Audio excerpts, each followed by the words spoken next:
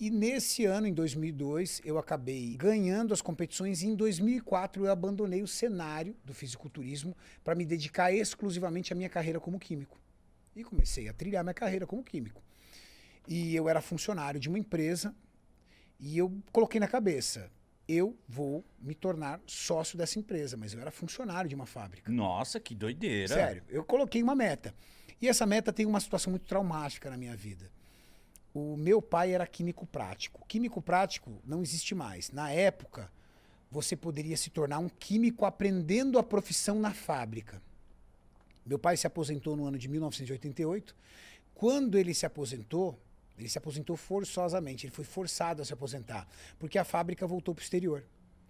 Aposentaram ele, ele foi para casa, teve um infarto e um derrame de depressão, porque... Parou de trampar? Parou de trabalhar. 38 anos na mesma empresa, ele entrou como faxineiro. Nunca tinha trabalhado em nenhuma outra empresa. Quando mandaram ele embora, ele entrou em depressão e ficou muito mal. Aquilo era tudo pra ele, né? Era o mundo dele. E eu fiz uma promessa, eu tinha 10, 11 anos na época. Eu fiz uma promessa para ele, falei assim, pai, eu ainda vou comprar uma empresa para te dar emprego. Caralho. Eu falei isso naquela época. Infelizmente, eu comprei essa parte da fábrica, mas ele não estava vivo para ver. Não estava vivo para ver. Mas eu me tornei sócio da fábrica que eu era funcionário no ano de 2008. Então, de 2004, eu vim trilhando minha carreira na área química. Virei sócio da fábrica em 2008. E quando eu ia fazer... Não, mas peraí, não adianta. Como que foi esse processo para você chegar no patrão e falar, eu quero ser sócio?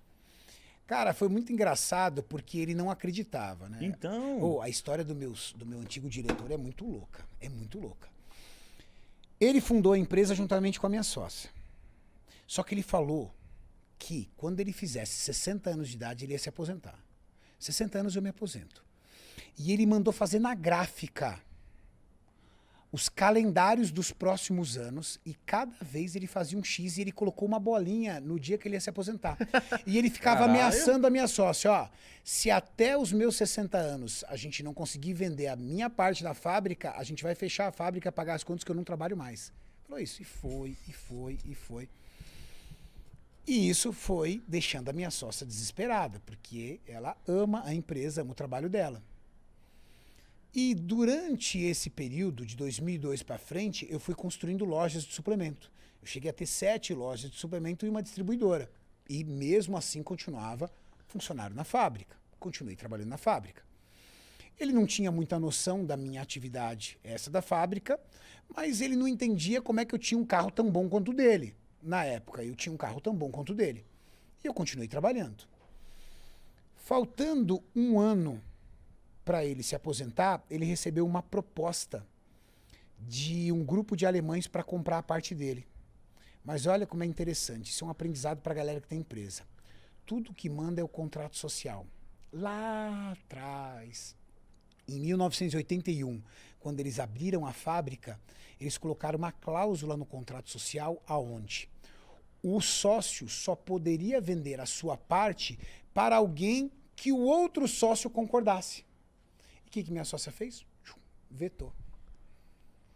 Vetou a venda. E falou assim, ó, você vai vender pro Renato. Aí ele começou a dar risada. Falou assim, meu, Renato, não tem dinheiro pra comprar minha parte na fábrica. Que doideira. Te menosprezou. Não tem dinheiro. Não. Aí eu entrei na sala dele, fui fazer a proposta. Ele falou assim, cara, você não tem dinheiro pra comprar minha fábrica. E aí eu falei assim, então vamos negociar. E aí, quando a gente sentou pra negociar juntamente com a minha sócia, ele falou, olha, eu falei, eu te dou um sinal de X, te faço isso, isso. E aí, ele não acreditou. Eu falei assim, não, eu tenho esse sinal. E aí eu comprei a parte dele na fábrica, diante do sinal e de outras parcelas de tudo, comprei a parte dele no ano de 2008. Um ano antes de ele se aposentar.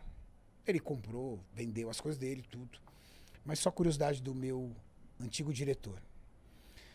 Faltando uma semana, 6 dias para ele fazer 60 anos, 6 dias, ele teve um infarto fulminante e morreu.